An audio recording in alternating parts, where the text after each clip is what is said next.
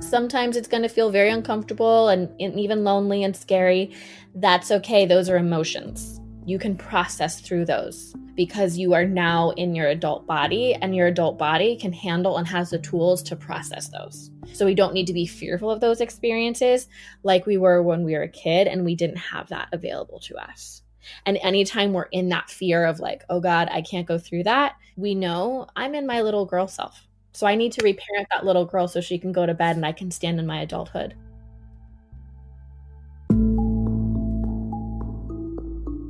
Welcome to the Expanded Podcast with your host, Lacey Phillips.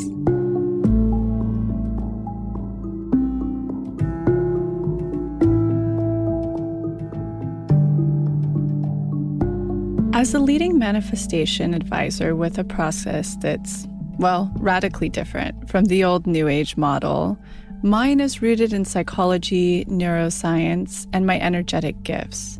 I created this podcast to help you expand your subconscious limiting beliefs about the potential of deserving the manifestations you're calling in. Therefore, you're tuning into this podcast series to show your subconscious that anything you desire is possible. And by pressing play, you've already started the process of manifesting it. As you know, I mentioned 2 weeks ago that we've officially launched the To Be Magnetic coaches, our first two being Amanda Blair and Heather Whitaker.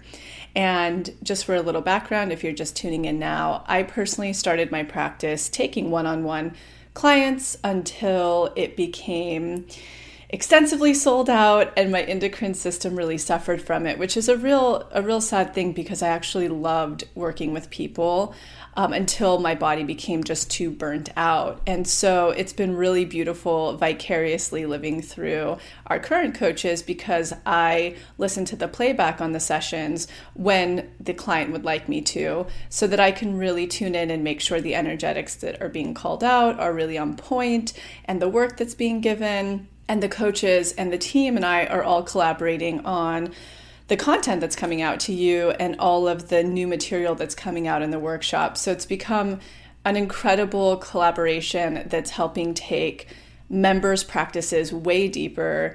And when we sent out a survey at the beginning of the year, we had all these crazy lofty plans. And then the information that came back to us from all of you, members and non-members, was that you really wanted to enhance your member experience. And we thought, wow, this is the way to take members' experiences much deeper because they can have one-on-one insight through our hand-picked and hand-trained coaches. So with Amanda Blair, who specializes in self-worth, relationships, and not settling, has actually been my apprentice now for 1.5 years. And so she's brought her cases to me of clients she's working directly with, as well as what she's experiencing in her magnetic meetups and in the Facebook group. So we've worked really closely together. And then Heather Whitaker, you've heard more recently on the podcast. Both of their episodes are linked below. And Heather's really blew people away because she's really learned how to make this process her own and how to customize areas that may not have been working as well for her and really turn them around to work really well for her. She's incredible at personalizing your practice, staying magnetic, and shifting out of lack. Both of them have shared in their episodes what they've manifested. They're very kismet. You should absolutely listen to them. We are actually going to bring 2 of their sessions to you today to hear. You're only going to hear a slice of them. These are 1-hour-long sessions when you work with the coaches, but we've kind of sliced out the pieces that we thought could be very beneficial to the listener to have great takeaways if you find yourself in a similar situation as the member who's having the session. Not only the tips, but their experience of what they're going through, and then of course the personalized homework that's given to them. So that's one beautiful caveat. You're not getting to hear the full thing, but you are getting to hear some really good slices of it. And then the other thing I just really want to forewarn people is just knowing that these members have given their consent. We're keeping them 100% anonymous so that they feel open enough to share and express and lend themselves as a teacher and an expander for you, but to also very much so respect their privacy. A couple trigger warnings. The second member experienced a deeply abusive upbringing, we're missing the part where they go maybe a little bit more in depth than that, and you're just catching more of the actionables and getting into that dialogue. So I just want to give that trigger warning that it could trigger somebody listening. And we always recommend, when you are doing this work, please, if you are working side by side with a therapist, which we totally recommend and we absolutely support, making sure that you are sharing this work with them and that you are walking through the process and making sure that they're supporting you. If you aren't at a place to work through it yourself, if you're needing that deeper support, bringing and upheaving the trauma that you have gone through. So that's definitely something that I do want to share and advise with everybody. So if you find the second members session to be a bit triggering for you, make sure to tune out, and there will be plenty of other practice coaching sessions that you will be able to hear that you'll have great takeaways from that will be less triggering. So that's one thing I want to preface. Without further ado, let's get into Amanda Blair's session with her member. I'll hop in the middle and give a little bit of my insight on the session, and we'll move on to Heather Whitaker after. Let's dig in. So you're working through shadow, and what are you looking to get out of this session? So I think because I have so much work to do, I kind of struggle on where to start, right? Like I know that Lacey says, start with how to manifest and make your lists, and then, start with inner child, which I tried to do. And then it was the first one I tried and I got really, really triggered by it. So I kind of put the brakes on that one, and I went over to money because I thought that the money was what was blocking me from or like keeping me small in New York City and like in finding a job and all that. So I went there and I did it, but then every time I go through a workshop, like it's all stemming from inner child. 100%. But a couple weeks ago when we started talking about on the calls on Sunday about shadow, I felt drawn to start that. Shadow and inner child are like the, foundations for unblocking. So that's shadow is just as good to like do, but do you need to do inner child? Of course you do. Yeah. Especially if it felt so triggering that you needed to stop. So what I kind of feel like already just from the short time that we've been talking right now is that your ego is really trying to protect you from yourself because it thinks that you will find something that will make your fear of being unworthy, of being unlovable true. Right. So I think that's why you're having a hard time really digging into things, because you're terrified of what you could possibly find. So it's more of like a shallow digging that you're doing because that feels really safe. So what are you looking to manifest?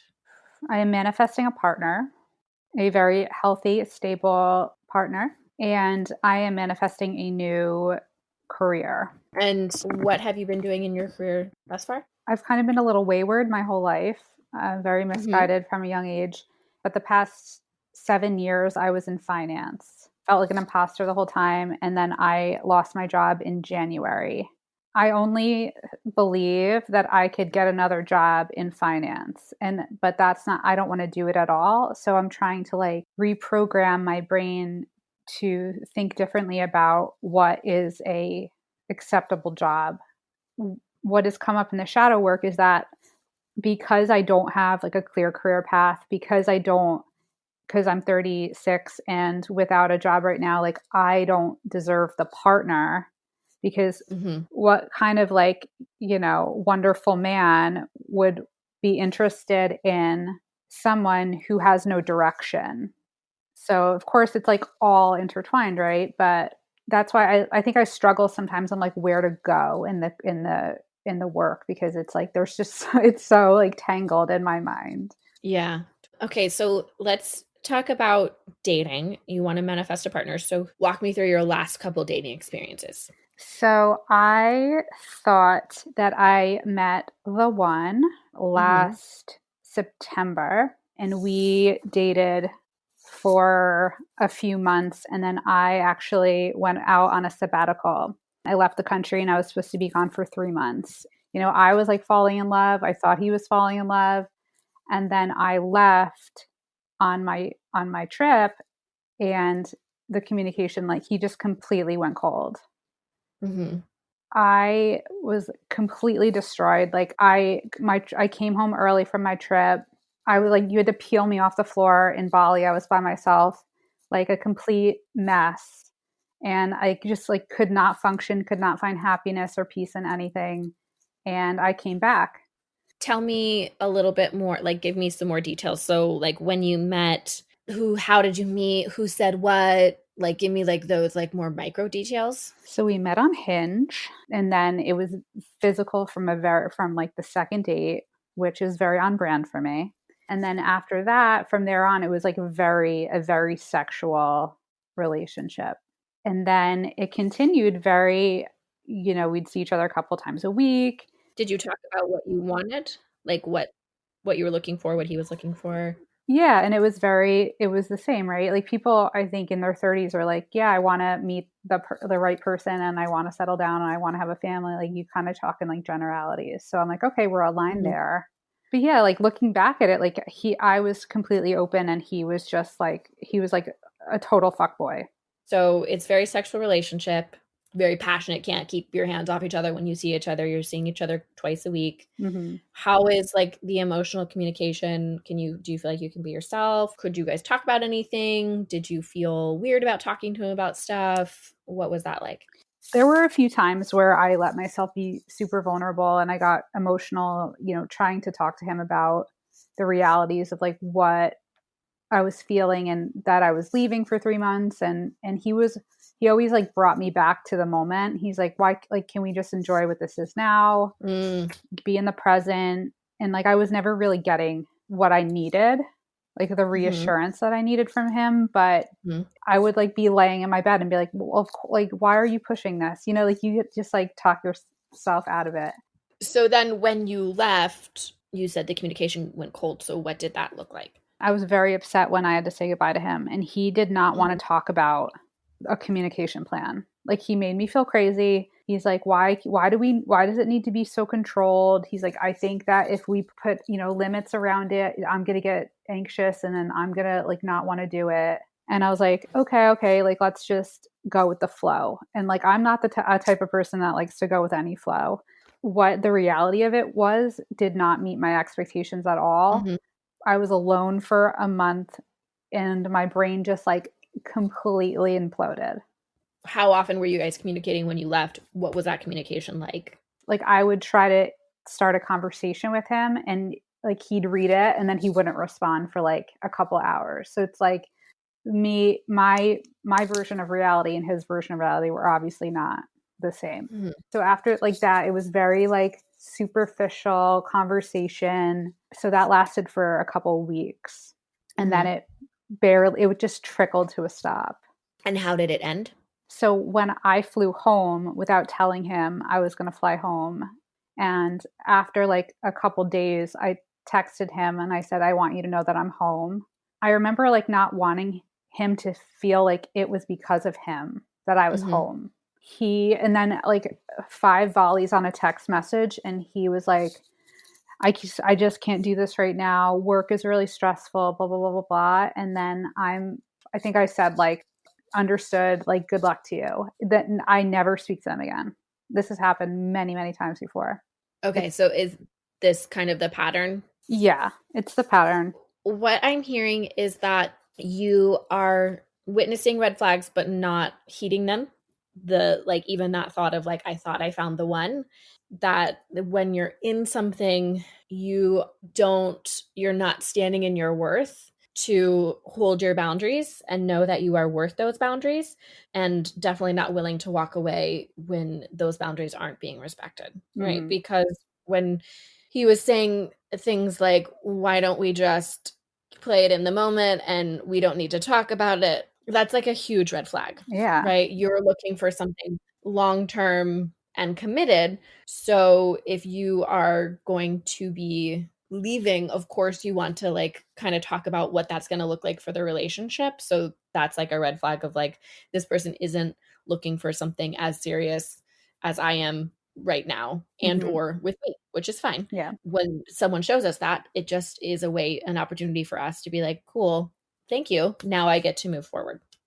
So have you been in something long term before, or has it been more of this just like you're like in something for like a couple months and then they like fizzle out in the way that this has, or what has been the pattern there? I had very healthy relationships in my like college years. Okay. Then I started to get very adventurous with the type of men that I would go for.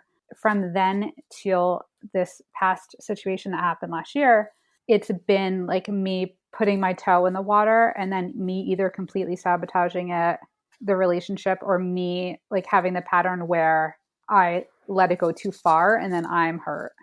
Okay. So even the way that you're talking about this right now, you're really like pulling yourself down. And while it's important to take responsibility, you're doing more than taking responsibility. You're like, I am a piece of shit. Right. So that tells me that your worth is very low. Yeah. Right. And we can see that in the behavior that you have within your relationships. Even this idea that this relationship very clearly was showing you that it wasn't going to go anywhere. It was just more of like a, let's have a really intense fling. And you left this plan that you had for yourself early because of it. Right. So you're not really standing in yourself and what you want, and you're wavering depending on the guy is kind of giving you. And so what we want you to do is really step into your worth and be able to hold your boundaries, speak your needs, and speak those boundaries out very clearly, and walk away if those aren't going to be respected. The walking away is the passing of the test, right? And when we're passing the test, then we're communicating to the universe like, I'm in my worth. Don't fuck with me. I want what I want, and I know that I'm worthy and deserving of it, right? And that's what creates that magnetism. So that's where we need to get you. Switching gears a little bit, tell me about growing up. I had a very pleasant nuclear family, very calm. I never witnessed my parents have a fight. What was the relationship like with your mom? Totally enmeshed. She enabled us a lot. She used money to influence us with gifts. She wrote all our school papers for us. So we were like very taken care of, like even more so than we asked to be. Did you ever ask to write your own papers, or how did that come about? Honestly, I think that it was like a mix of like teenage laziness on our part and her feeling this void or this need to like mother us or like take care of us, or to like get some like unmet need of hers fulfilled. Yeah, that is very interesting. Definitely a huge homework assignment would be to go back to your mom and be like, what was up with you writing all my papers? Yeah, I plan to next week when I go home. I feel like something that happens for you is you also don't express yourself even when you feel like something might be going wrong and or encroaching on a boundary. So what was the emotional relationship like with your mom? I considered her like my closest friend, but I would be able to completely fly off the handles with her and, you know, say horrible, horrible things. Like she was the only person that was like my outlet for any of my emotion. So I felt very safe with her. The older I got, the more I like started to know how I could manipulate her to get things I wanted. Like, what do you mean? When she started writing my papers, I realized that that was easy for me. So I like started to take advantage of that. I would mention that I wanted something and she'd be like, oh, you want to go to the mall now? Let's buy it. And I think there's in my teenage years, I started to be like, yeah, let's go. Or I started to like make sure I said it out loud. So like I'd wake up the next day and it would be there. I rely on her still to this day at 36. I know how to do that. And I rely on her for a lot of emotional and a little bit of monetary support, even though I don't need it. And then I remember you mentioning on one of the calls something about you have 2 dogs, but they live with your parents. Yes. And you feel guilt because you want to be making moves, but you're able to do that because your parents are caring for your dogs. Correct. I feel this obligation to stay here and live the same pattern I've been living for like 8 years now, because like I don't want my parents and family to be like, how could you move away when your dog like is in its like the last year of life? They're your responsibility, blah blah blah. Mm-hmm. I think there's a lot of shame there. Before I kind of say what I think about that, tell me about your relationship with your dad. He's probably the one that I respect him the most. Like I don't do things because I don't want to disappoint my dad. He was always like there for us, like very like showed he was there, but could never communicate it verbally or physically or anything. So I learned like there's some things we don't tell dad. So like I never really got close to him because like kind of like there was like a barrier there my whole life. With that, we can see that reflected in your current relationships, right? Because you are trying to hide yourself from whoever you're dating out of fear that if they get to see the real you, and or if you are demanding, then they won't love you, right? Mm-hmm. That you'll get abandoned, which I'm sure when we're little and our attachment style is being created, it starts, I believe, at 6 months, and that the anxious attachment gets created when we have some attunement and sometimes not, which it sounds like you had your dad there physically present, but he had no sort of emotional gauge on you and then wasn't able to provide you with any sort of emotional need. So when that happens when we're a kid, we don't have the conscious mind to process, like our frontal lobe is not even close to being formed at that age of, oh, I can understand why that's happening. Like we can look back and see now, like he did the best he could. He was blocked for his own reasons. Mm-hmm. When we're that young, we just think there must be something wrong with me, right? And if I can't get my dad's love, then I might not be able to survive. So that's why when you had this experience recently where this relationship was, on shaky ground, which is what you're going to seek out because that is what you associate love to be, and it then felt like, okay, I'm losing it, you felt like you were dying because Mm-hmm. it's kind of taking you directly back to how you felt as a kid, but couldn't fully process because you were so young and didn't know what all of that meant. So now in adulthood, you're like going back to that same feeling of like, oh my God, this means I won't survive, right? Mm-hmm. Which isn't a 36-year-old thought. Our little 5-year-old self has taken over our 36-year-old body and is making choices. And that feels nuts. Yeah. That's the reprogramming and inner child that needs to happen. So you can reparent that little girl who did not get the attunement she needed. And attunement is very different from physical presence. Attunement is your parents, both of them, being able to see your needs and meet them when you're a baby and you can't really communicate them without, it's never perfect, obviously, Mm-hmm. but it's enough that you trust the safety of that relationship. And when it's insecure, it's you don't trust that relationship, right? So then you're given a foundation of mistrust, of being on shaky ground, of the sometimes there, sometimes not. So that makes someone who's avoidant very enticing because their love is going to be there and then they're going to pull it away. And so your brain chemistry is like, found it, love. Yep. Woo. That's my I pattern. can now get the healing. Exactly. I can get that healing that I didn't get when I was a kid. We need to go in and really reprogram these limiting beliefs and all of these wounds, because that will give you a sturdier foundation to stand on, right? That's how you can start to rebuild the self-love, the autonomy. You don't have any autonomy right now. The fact that you're still relying on your mom so much for like even like these monetary things that they're taking your dog, you're not living an autonomous life. You are not standing on your own 2 feet. Your mom doesn't want you to, right? Mm-hmm. Because she's getting some needs met through that enmeshment still. Yeah. So for you, a part of your homework would be to really start to cut ties in those ways. There needs to be no monetary support, even for things that are extra, like, well, I want to pay for this. No, you are a grown 36-year-old woman. If you need something, you're going to provide that for yourself. And if you cannot provide that for yourself at the moment, that's okay. You will when you can. right? And the way that you're going to get out of this feeling of like, you're saying in career, like, I have no direction. I've been misguided my whole life. I don't know where I'm going, is because you've never learned how to stand on your 2 feet. Your mom has been there going, I will do it for you, right? Yeah. So you need to let go of her hand and finally be like, I got this. So that means I'm going to stumble. Great. Stumble so that you can learn what that is like and how you pick yourself back up. Of course, you don't know how capable you are. You had your mom writing your papers for you. Mm-hmm. That didn't sound like that was even your first choice. It sounded like more like hers.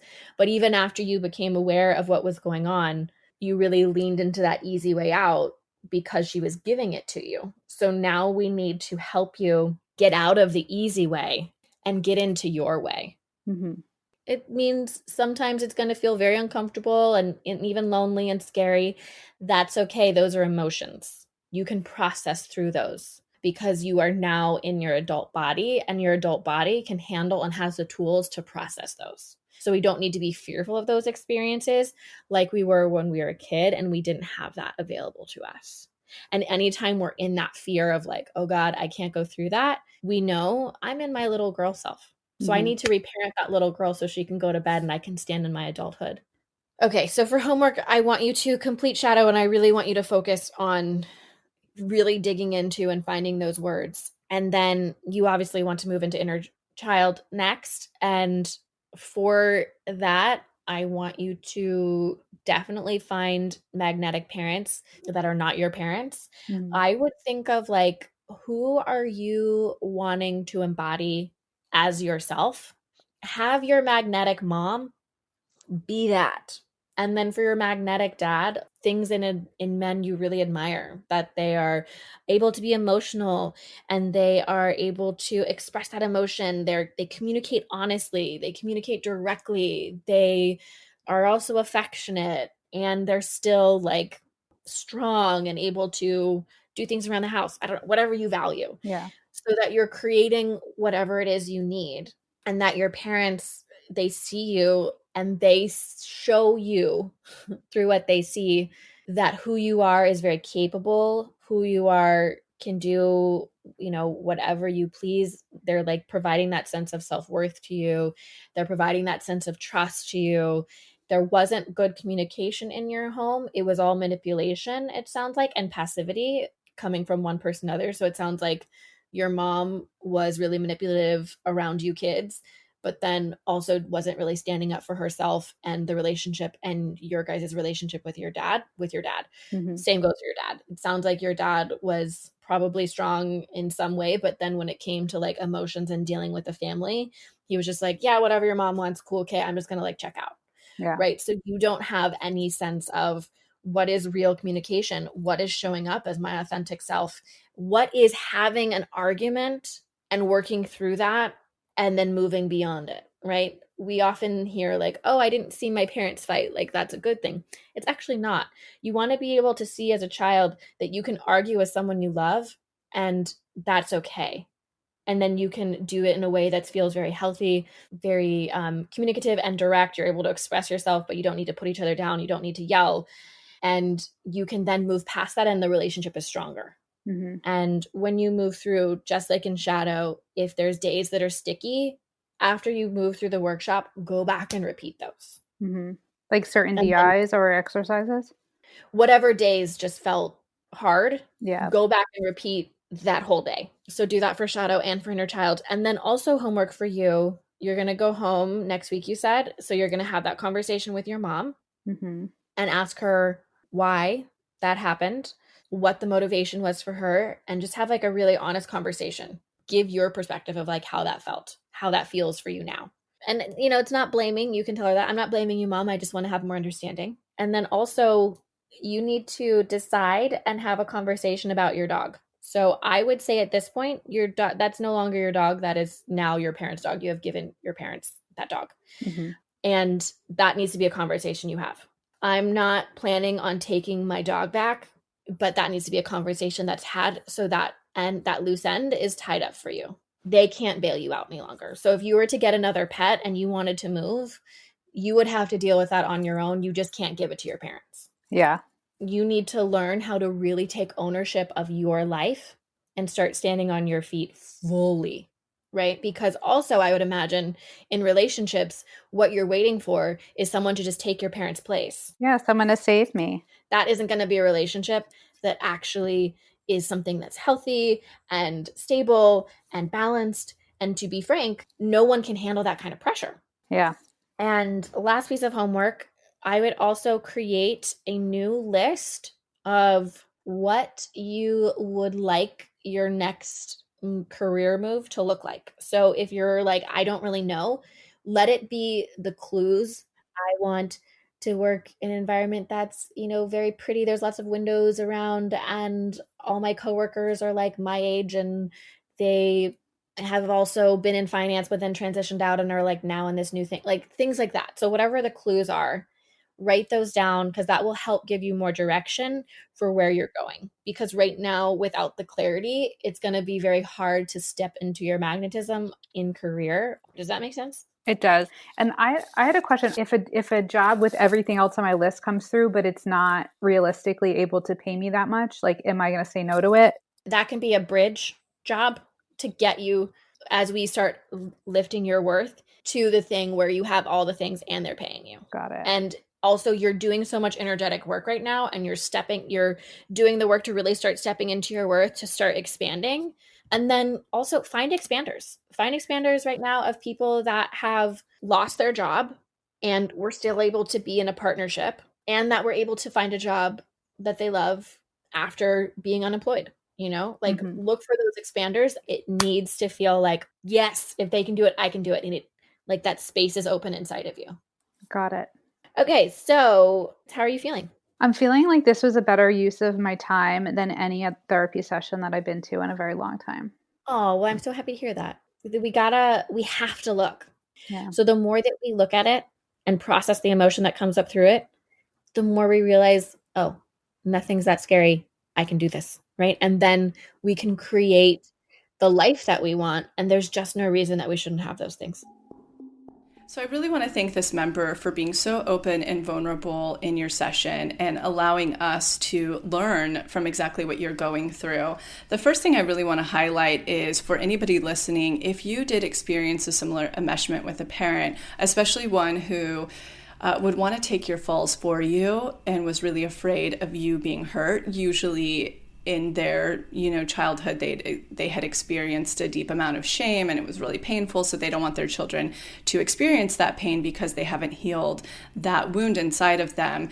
When that's the case and you haven't been able to pick yourself back up and learn from your lessons, it's really hard for us to follow through with something. So for a mom who did the homework for her child, of course it would be very hard to finish a workshop and to do the work all the way through. That's just one thing I want to highlight for anybody listening. I thought Amanda was fantastic because she specializes in attachment theories and understands them. It was really keen that she picked up on the red flags that weren't being adhered to and the connection between boundaries, red flags, and the attachment that she had picked up from her relationship with her father. And I think that Amanda gave such key, important actionables that would already start to create magnetism for this member, such as making sure to close every portal from the parent and committing to not relying on the parents anymore as caretaker of her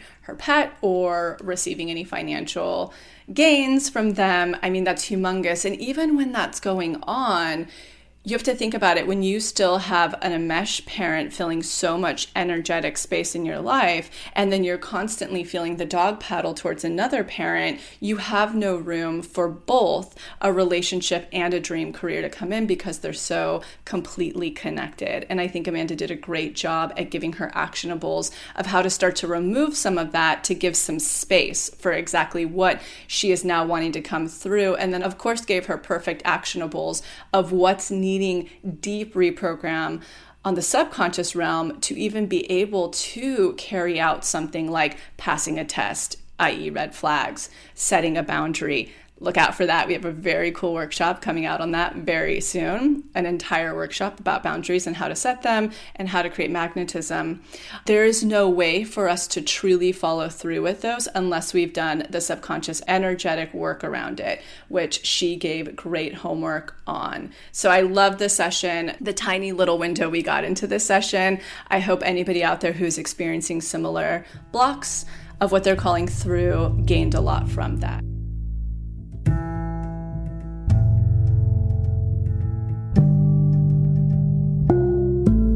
So I'm quickly interrupting this episode to invite you, if you're ready to start your manifestation journey, or if anything you've heard in our manifestation episodes has piqued your interest to begin.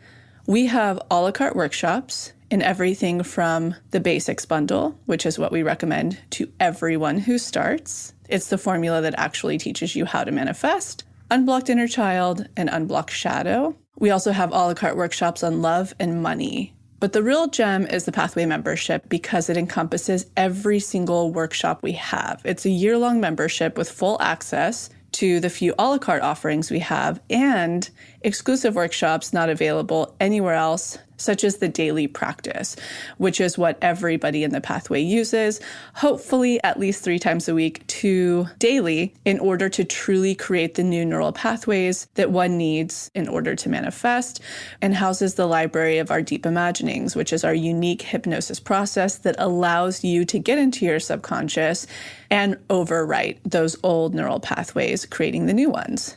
You can use our special code EXPANDED, all caps, EXPANDED, to receive $20 off your first a la carte workshop purchase or $20 off your first month of the Pathway. Again, that's all caps, EXPANDED, EXPANDED. Okay, now back to the episode.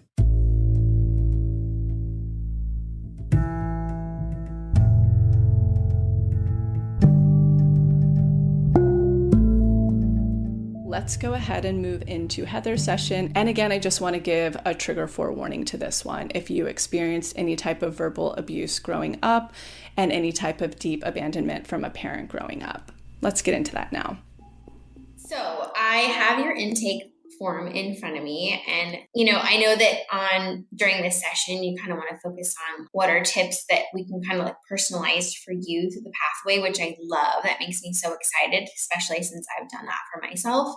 But I am going to ask a few questions just so that I can kind of understand where some of this is like stemming from. Mm-hmm. So I know you're doing up level right now, but which one in up level? Because it's like you have the rut, rock bottom, and next level. I'm just kind of going with everything in order. It's been like a stop and start with up level though. Like I'm starting it and then I stop it, so I'm right now in the rut, and I honestly kind of feel like I'm in a rut right now. I honestly, without us even talking, just like reading through your intake form, I instantly was like, okay, she's in a rut. And like there are certain days that I've like earmarked that, so I should say that at the end of this, I'm going to send you notes. I'll send you supported is my absolute favorite. So I've already picked out some supporteds to send you. Okay. And then certain days in the rut that I think that are going to be really good, especially with the DIs in there. So okay. I'm glad to hear that you've kind of started it, but haven't, and that you too recognize that you're in a rut, which just as a reminder, like that doesn't mean that's bad, right? Being in the rut is actually in a really good spot because that means that you have manifested before, but you've just kind of like veered off a little bit from like who your true authentic self is. So tell me, okay, let's back up for a second. So when you did Unblocked Inner Child, I always go to that one first because unfortunately, that's just where all of our shit starts, right? That's where we're picking up everything that's most likely not true to who you are as a person. Did you do that in October of last year? No, I think I finished it. I can't remember. I think I finished it in January, actually. I didn't do that first. I did Unblocked Money, Unblocked Love, and then Inner Child. And that took a long time. And it was funny because I've gotten so many of my friends on TBM. And one of them was saying like she was doing Unblocked Inner Child. And she was like, my God, I'm having such a hard time. I was like, Oh my God, I'm so glad you told me that, because I felt like I had a hard time too. Anytime when we start to talk about your parents or, stuff that like happened when you were younger, it's heavy. And I mean, I bought it and sat on it for a long time and avoided doing it, and so, but I am glad that you did it. Like, you should be proud of yourself for even like going through these programs already. The fact that you are aware that you do have blocks and triggers, I mean, that sets you at like your energetic level even higher than like most people who are just walking around just like unaware. So I think that you should be super proud of yourself for that. But while doing Unblocked Inner Child, can you tell me about some of the stuff that kind of came up? What are the biggest blocks do you feel like from a kid? I'm getting towards like self-worth, because typically that's where that comes from. I'm going to cry like talking about it. So just say you are like, it's okay. No, please, it's okay. This is a safe space, I promise. I know. It's just like, it's really painful, like what I went through. Only say what you're comfortable with. And if you feel like it's going to help us get to kind of the root, because what I want to be able to get to is I want you to feel like you're in a place of deservingness, and that you do deserve to feel good in your skin, Yeah, I want to as well. I don't know what happened with my mom. Like, something flipped with her when I was younger. She wouldn't hold my hand, she would hold my wrist, right? So if we're out in public, she would hold my wrist, and I think I've viewed that as like rejection and stuff. She's not really for sure. She was just verbally abusive to me my whole life. She was, I don't know, like something mentally is like wrong with her. When you grow up with that, you think it's like normal, but it's not. Wow, that's heavy. That is heavy. Like my parents didn't have a good relationship. Like, was your dad in the picture? He was, yeah. He would defend us, and he also was human and wasn't perfect either. Yeah, I mean, first off, I want to say, like, from my heart to yours, I'm so sorry. Like, there's a good chance that somebody talked to your mom that way, and so it made her think that that was okay. And so I don't know if that gives you any comfort of knowing that it's not personal, like this is her programming that unfortunately she's put on you. My heart goes out to people who are in quarantine and like grew up with or in the environment that I did. I mean, I would go crazy because I already was when I was younger. I set boundaries now, and then she had like suffered a brain aneurysm, which she survived. And she's lucky she survived and she doesn't have a lot of damage. But ever since those two incidences, like, she's actually nice to me now. But she never says she's sorry. She'll never acknowledge like how she treated me or my sister, or like talk to us either. So the biggest thing is, and this is where Lacey kind of talks about like this reprogramming side of things, and to go in and get a healing, because the reason why you can't get through some of these programs and you're stopping and your self-worth is a little bit lower is because you felt rejected, you were verbally abused, you were, called stupid. I mean, all of this stuff is keeping you very, very small. How do you rise when you've been told this over and over again, and this is a story that plays over and over? So, I mean, I do want to kind of talk about ways to do with that, but I want to hear from you. How do you think that this has affected you, whether it's in your jobs, in relationships, in money? Like, I want to hear your perspective on it before we start to kind of go through like ways to reprogram. I wasn't even aware of my upbringing affecting me until later on in my adult life. When I moved to New York when I was 25. Really?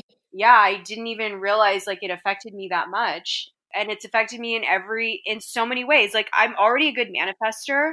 I feel like I always have been since I was younger. And my mom even tells me all the time, she's like, you're so lucky. Like, you say you want to do something and then it happens. But it's affected me in career, money, relationships for sure. And I just didn't, I've tried so many things, and I feel like this is the only program that's worked. Going through all like my health stuff, that really pushed me into like a spiritual awakening as well. Not only changing things for the better physically, but also emotionally and mentally. I know that we don't have the same type of trauma, but trauma is trauma, and for me, and, my attack and what I went through, and being able to like dig my hole out of myself out of that, it's a choice, like you get to decide, do you want to continue to believe that you're stupid? Do you want to continue to believe that somebody can't give you love and that you're going to feel rejection? I'm assuming no, that that's not something that you want. And so the first step in this is like recognizing, no, that this is not something that you want, and the fact that you've been able to see these are the blocks, right? There's going to be triggers that are going to trigger you based on these things. And so now with TBM, like you have the tools and the resources, and unblocked inner child, you 100% need to do over again. Okay. It's one of those things that like the first, so I've done it multiple times. Mm-hmm. And the first time I did it, it was really like I did it exactly the way that, that Lacey suggested.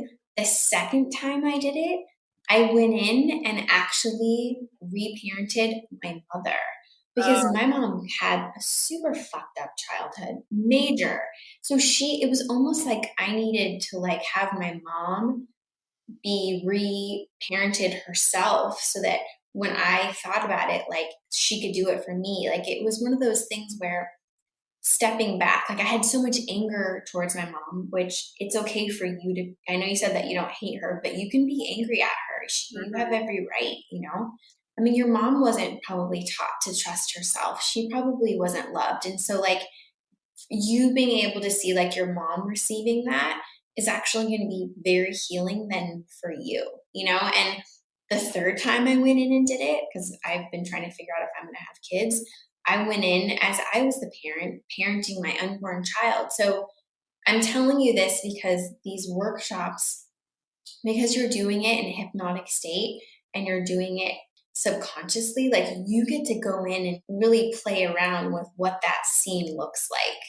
So that's how making it your own process, it's okay to go back in, see that, because it's actually very sad. Like your mom didn't receive any of this. She doesn't even know how to be loved, which is why she cannot love, which is why like she didn't have a good relationship with your dad. She, didn't treat you, and I believe you said sister, with love. And then her husband left her. So like something that might help you is that if you could see her receiving the love that she never got, when you go back in and then picture her, then you getting a healing from her, like she's coming. So your magnetic parent is someone that received love and understands that touch and emotion and kind words are something that a child needs in their upbringing, Mm-hmm. So that could be also like really helpful for you, is to hear it from that perspective. And when you're doing the rut, it's like the rut goes through, inner child and shadow. And I really like doing a lot of the roadmaps. That's what's so great about the rut, because the rut is like a roadmap. It's where it takes bits and pieces from the different workshop, but like helps, well, like a roadmap. It helps guide you to where Lacey's trying to get you, So on day 6 in the rut, it's about rebuilding your worth. So there's an actual DI for you to listen to it. And there's also a DI in there called the reinforcing DI. And that's something that you're going to want to do daily right now, because you need to just constantly reinforce that you are worthy, that all of the things that you want, you can have. Okay. I want to hear though, you said that you are a natural manifester, which I love. And so Lacey always talks about what you did when.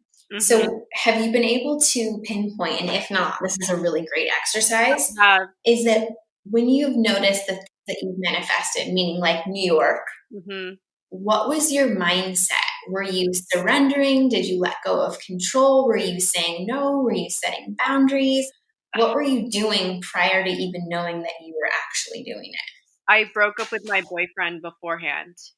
So I was in a relationship and like I just knew it wasn't right. Like he just wasn't being the right type of partner that I needed. And so I broke up with him, and then I got an apartment in San Francisco pretty immediately. And then I have always wanted to live in New York. And actually when I was signing my lease and I was going over it with my property manager, she went through a clause and she said, okay, so this clause means that if you move to a different state for work, then you can get out of the lease and you won't be like penalized. And I remember thinking to myself like, oh yeah, because I'll probably move to New York.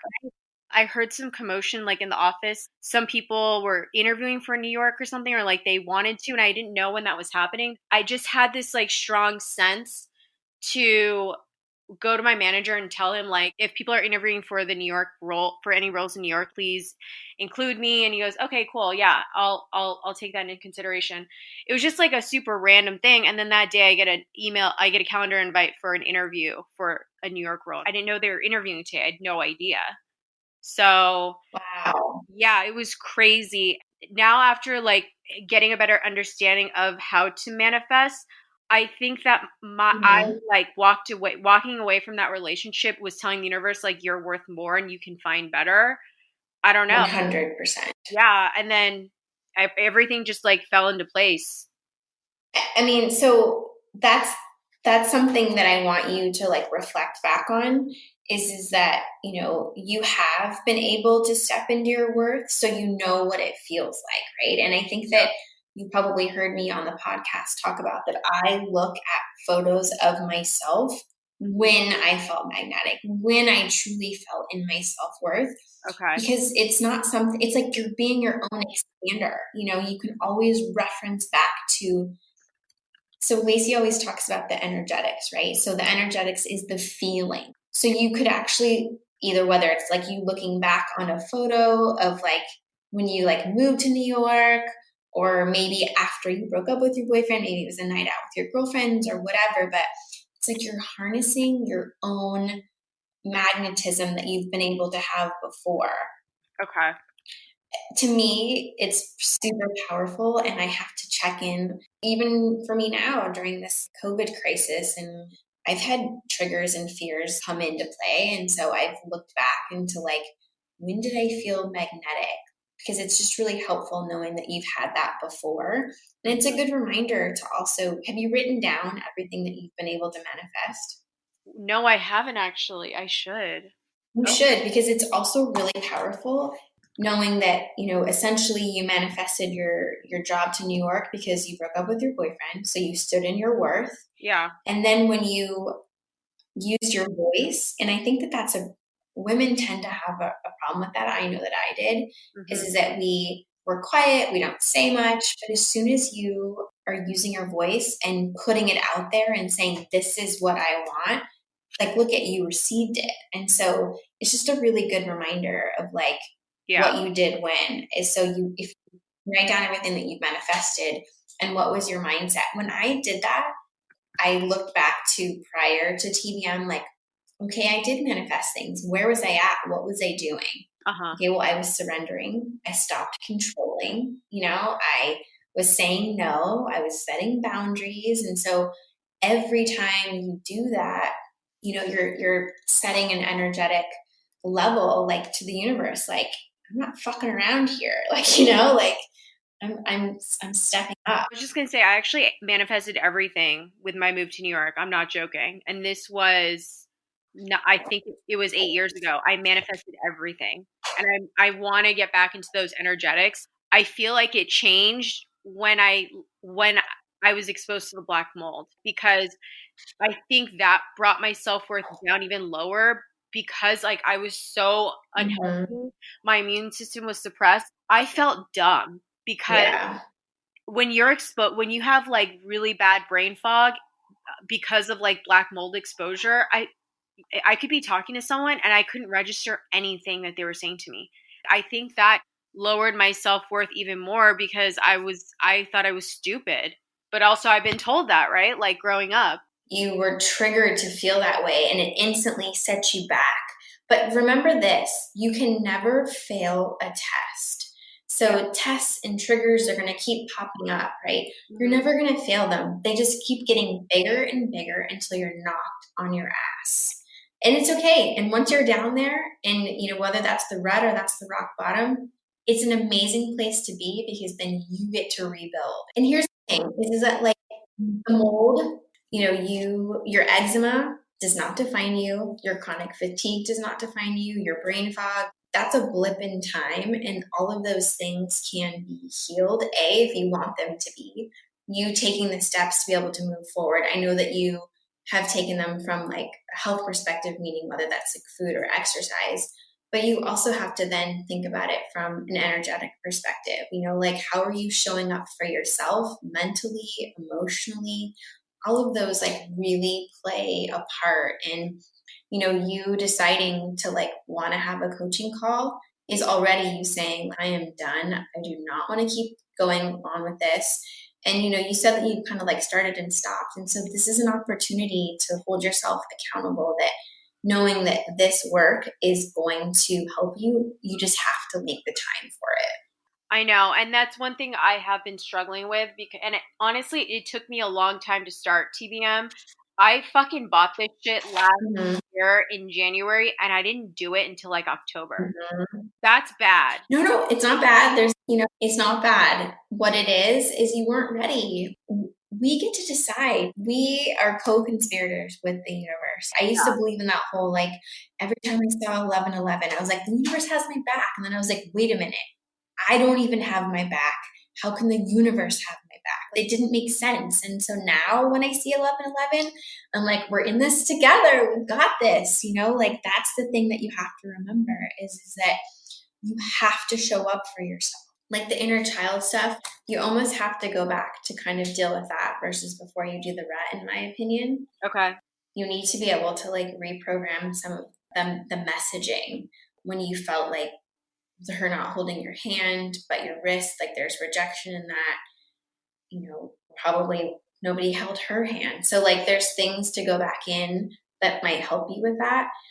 The idea is that like what you want to reprogram around that is that like you deserve to take up space. Like you deserve to be here. You deserve to have everything that you want. And also, that like this idea of a burden is, I know that she made you feel that way, but that's, if you think about it, that actually isn't the truth, and you definitely are not a burden to anyone now, like, especially as an adult and moving across the country. And I'm sure that, do you have like a good group of friends in New York now after moving? I do, yeah. And the big part about this, is to really, we need to get your self-worth raised. And, I think that doing inner child obviously is going to really help for you to like visualize you getting everything that you needed. You needed to feel loved. You needed to learn how to trust your mom to love you, how to trust yourself to love yourself. Yeah. Know that like there's layers to this, right? Like you're not going to be able to increase your income if you don't feel deserving of it. So in tomorrow's job interview, you need to go into that, not just on paper. You can be like, yeah, my resume says like I'm fit for this job. Like if you don't believe that you're fit for the job, you're only going to receive what you believe you deserve. And so I think that you got to like change your mindset about that tomorrow. Yeah, I need to change my energetics, really. It's like what Lacey says, like your conscious mind can say all this shit to yourself, but it's your subconscious that doesn't believe it. And I didn't understand that until I started doing this work, So like that's what I really want to change. I'm just fucking sick of this lifestyle. I really am. I'm so stuck. Well, here's the thing. It's like already I would change even just the way that you're talking about it. Like you're not stuck because you've got awesome resources. And so now you're going to get yourself unstuck, And so think about this. There's a couple of different sides to it. There's the energetic side. What's your belief around something? There's the actions. Like, what are you doing to change it? So it's doing the work. It's, putting yourself in situations that make you feel good, meaning saying no and setting boundaries. And then also there's the verbal side of it. Like, how are you talking about it? Right now, like you are still talking about being stuck. And so it doesn't have to be that way. And so now you know that you've got like the tools and resources to kind of go in and be able to change that. And so I think that tomorrow before your interview, doing the reinforcing DI is going to be really important. This work, you get to do it the way you want to do it. Maybe that's with your eyes open, and that is journaling while listening to a DI or going for a walk or doing it in the bath. There are no rules. Like if you're finding that doing it a certain way isn't working for you, switch it up. If you're someone that needs to talk to themselves like I do, use your voice memo. And, journaling helps. But someone told me the other day, I didn't journal, so it doesn't count. It's like, of course it counts. There's no rules around this. Like, you just have to make it your own in whatever way you're going to stick with it. Because the start and stop is like sending out a message that like you're not really in it. Yeah, I like the voice memo. I thought Lacey said you just like talk out loud in your hikes or whatever. Maybe I missed that you do the voice memo, because sometimes I don't want to do it because I'm like, I don't want to fucking write today. I don't know. Maybe I'll try the voice memo, because sometimes I just don't want to write in my journal. Do you think that if I really go back into inner child again, like it'll help change the energetics in relationships and with finances and money? Or should I do those again? Like, I'm just kind of like, okay. Here's the thing is that like inner child is the root of everything, because the reason why you haven't been able to move forward with other stuff is because you're still feeling not good enough, and you're not feeling good enough because you were told you weren't good enough. So, being able to reprogram that conversation, and you being able to say like, oh, you know what? I am good enough. Like, fuck that. I deserve to be here. I deserve everything I want. I've already been able to do it. And when I did do it, it's because I stood up for myself. And I stood up for myself because I knew I was worth it. And maybe a voice memo takes it. Maybe hearing yourself have some emotion behind it. You know what? I deserve to be here. Yeah. Like, I'm not going to keep myself small. Like, in hearing yourself do it, and then you can go back to it and listen to it while you're looking at pictures, which is what I do. I'm going to do that. That's such a good idea. Okay. Well, I hope this was helpful for you. And I really appreciate you wanting to take time out with me. And, I'm excited that we're going to be launching this, and, it's going to be really helpful for everybody involved. Yeah, no, this is really helpful. Thank you, Heather. I'm so glad I got to chat with you, because I was like, yeah, she's on the list. I'm so glad. And good luck in your interview tomorrow. Go into it like killing it if you truly want it, okay? For the tiny window that we got into this session, and of course we didn't get to hear the entire thing, while listening to this myself, I had a direct channeling and connection with this member, so I could very much so hear how spirited and incredibly lovely and authentic she is in her voice. I can just pick up on that through my gifts in her voice. And therefore, it is so key that Heather gave her the specific homework of how to go back through inner child with different lenses as a different part of what she's needing healing on. The one I love the most was to go back and reparent her mother, because when we have such deep, deep neural pathways and incredibly deep trauma in our nervous system, it's going to take a lot of reinforcement to create these new neural pathways and these new potential of possibilities inside of our subconscious. So if you are somebody who, and I hope is doing this side by side with a therapist, even if you're checking in with our coach, especially of how to really target this practice for exactly what you need, that you are going to have to go through this and attack it in different ways. And of course, if redoing reparent or shadow, for instance, isn't something you can do because of, say, your job all the time or whatever, say you've completed it once, it's going to be imperative for somebody that is out programming this to be doing the DRE at least 3 times a week, at least, because the triggers that are coming up in your daily life are going to lead back to many of these wounds, since they were so consistent for how many years of your life, and in this case, for this member, until her mother had a brain aneurysm. So you have to imagine how many years that messaging and that level of subconscious belief in ourselves, how many years that those neural pathways were reinforced over and over again. So there's absolute hope, but it really comes to us to change that messaging on a subconscious level. Also, I loved Heather's suggestion of the roadmaps. For the members out there who aren't really that familiar. They're inside of the pathway portal. They're under the 4 elements of magnetism. This member or anybody who has experienced significant messaging in their life of why their authentic self is not okay would benefit from really hunkering down on 2 of those roadmaps inside of there, which is authentic and shadow. Those are incredible for rebuilding our true sense of self and, again, out-programming what our subconscious is currently looping on and projecting out. And I thought that was a great suggestion. I think everybody can benefit from Heather's homework of getting a photo of your magnetic self, especially in this member's case, where she did go through this wild period of magnetism. I would love to know her sign, because the whole time I'm like, is she a Gemini or is she an Aries, or she just was significantly settling in this last relationship, which I'm going to take the leap of saying that it most likely had elements of it that modeled her relationship with her mother.